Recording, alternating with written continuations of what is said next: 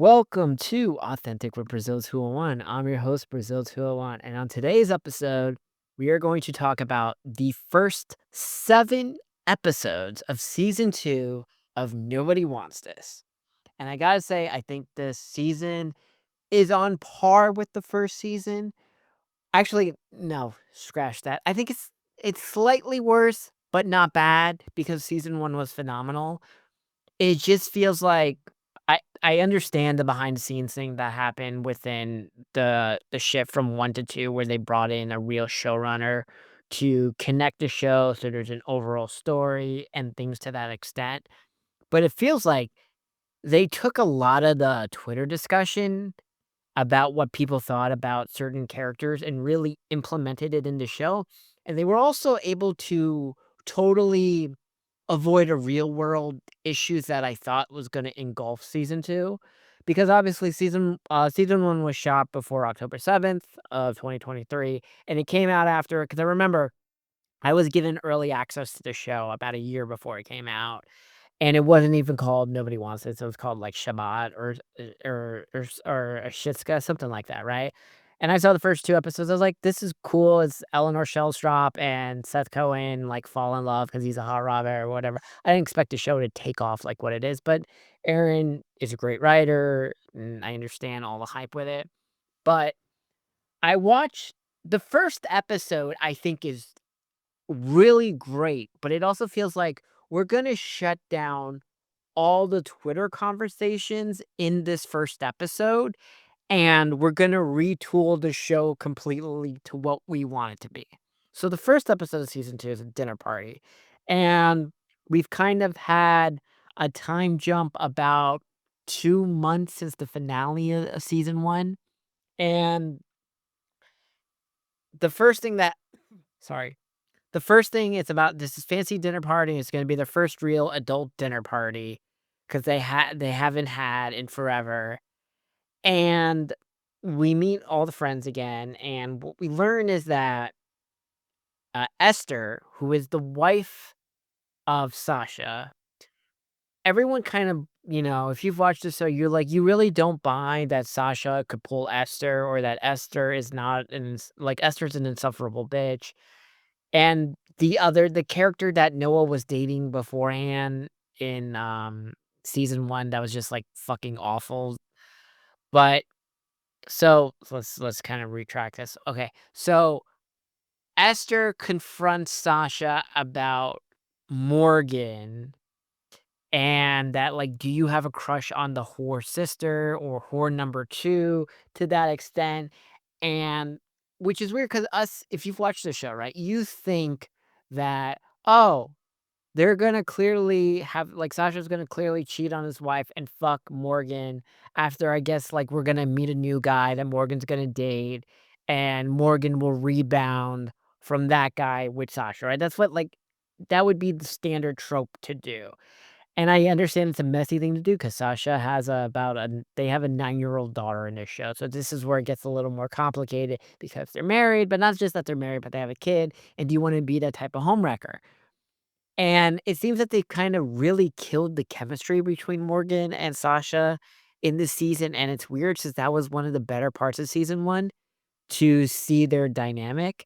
And Esther's like, "You're not allowed to talk to Morgan anymore, fuck her." But Sasha has this funny comment, like, "Oh, I thought we were gonna have a threesome because 'cause they're in this, like, bedroom together." And it's like, "Ill, no," and Morgan's like, "That's not how threesomes work, that's not I've never done any talking while in my threesomes." And we kinda just, like, end that entire aspect, and then they just throw in this other thing is that, um, what's it called? Sasha's like, "I really wanna have another kid," and it's kinda like, we're gonna see them be like a wife and thing, and even, like, watching this, I don't really buy them as, like, a happy married couple. Like, the relationship seems really coded to me in a lot of way of people who got married to whoever they were fucking in high school or they met in English 101. Like, it just seems like a marriage that is on its rope and they're gonna get divorced eventually, and it's really, like, awkward to watch all of it, and we kinda get this whole thing like, "Yeah, they have sex. Yeah, they're a couple," and it seems really forced where you're like, "Mm, okay." And then on the flip side of the Noah and God, what and fucking, Joanne, we see that how popular the podcast is, like, she's not out they're not Alex Cooper, but I wanna say they may be what Sophia Franklin is right now solo, but I gotta say the podcast scenes are so weird because they record their podcast in this open air living room den area. And I don't know if you know, sound travels and bounces around. There's a reason why podcast studios are in closed spaces. I say this as someone who's recording a podcast. I would not record this in a fucking open space where the sound is echoing everywhere. But we get this whole conversation at Noah's synagogue that Noah can't be head rabbi unless Eleanor converts. Fuck, I'm so sorry I called her Eleanor. I keep thinking this is the fucking good place. It's not. I mean Joanne. I am sorry for that, but I to my mind, right, I just view this as like some quasi sequel show to the OC and The Good Place. Like, you know, in The Good Place, they all came back to life. Like, let's just assume this is like after Eleanor came back to life and Seth Cohen and Summer got divorced because Summer became like a Zoran voter and, Seth was like, "No." But obviously, whatever. That's me doing it. So the dinner party's happening, and Janet from The Good Place shows up, and apparently she just got dumped. And it's weird because they kind of play Janet as like the duff in this group, but she's not fat or anything. So I'm like really confused as why they're doing it. And it was like, it's this awkward dinner party, and also Noah brings his friend over to try to fuck Morgan, and then what happens is we get Morgan having this whole existential crisis because in the next episode, Morgan's talking to the friend from the Monza Ballers, and he's like, "I don't think you really are interested in me. You're just trying to get someone jealous. You never even asked for my name." And then out of nowhere, I guess Morgan's been secretly going to therapy, and she's fucking now her therapist, Dr. Andy. Also, Noah is mad that everyone listens to the podcast, so Noah asked Joanne to stop talking about him on the podcast, and we're beginning to see the crumbles in the relationship that's not as stable and happy as can be, and it's kind of interesting on that aspect. The mother, Noah's mother, reminds me a lot of my neighbor's mother, like, same type of, like, don't do this, don't do that, you gotta come for Shabbat and all this. I am not Jewish, by the way. I'm Catholic. Well, I guess culturally I'm Catholic, like, I got baptized and all that other bullshit. Not religious at all. But I was like, I've gone to Shabbat and all the other fucking shit. Like, listen, I work in television. A lot of my friends are Jewish. Okay? Let me tell you, in this New York City election, I already know who everyone's voting for. I am also a Cuomo person. That's all I'm gonna say on that aspect of it. But a lot of the magic this seems like more of an adult show this season, but I'm more mad that the Sasha Morgan aspect isn't together. Like, I think it's forced to try to say the Sasha Esther marriage is working because it doesn't. There's a Valentine's Day episode, where we learn because Noah ends up joining the podcast and does a thing called Noah's Corner, where he, like, answers some of the questions from a guy's perspective. And then an ex calls in that used to date Noah, and we learned that Noah's basically doing the same thing he did to his ex-girlfriend, to Joanne, like, the same type of gift, but he just swaps the name and shit like that, so he's like a kind of fuckboy type of thing, and this is, I guess, the girlfriend before the person he almost got engaged to.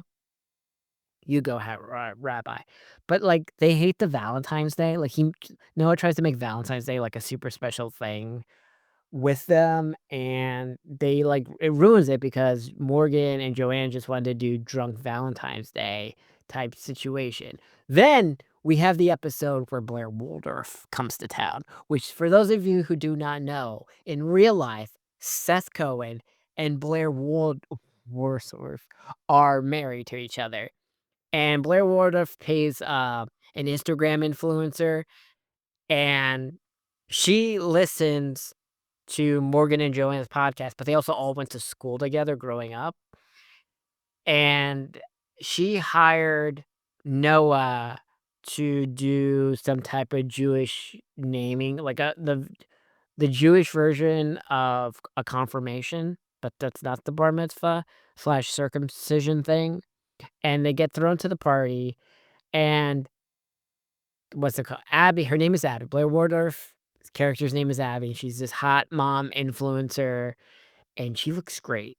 Okay, and there's this fun little moment where Eleanor, God, fuck, I keep saying Eleanor. Joanne is like, wow, she's so pretty. And Seth Cohen is like, I don't see it. And it's just so interesting to see it because I'm like, I think she was so interesting. Also, Morgan's outfits this season, she looks so fucking hot.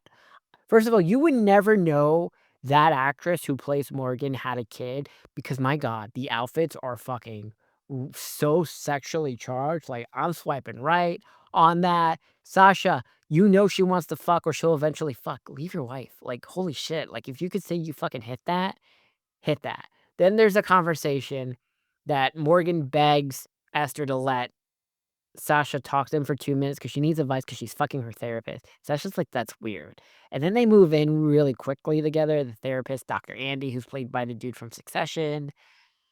And then we have Jewish Halloween night episode, and in that thing where, um, what is it?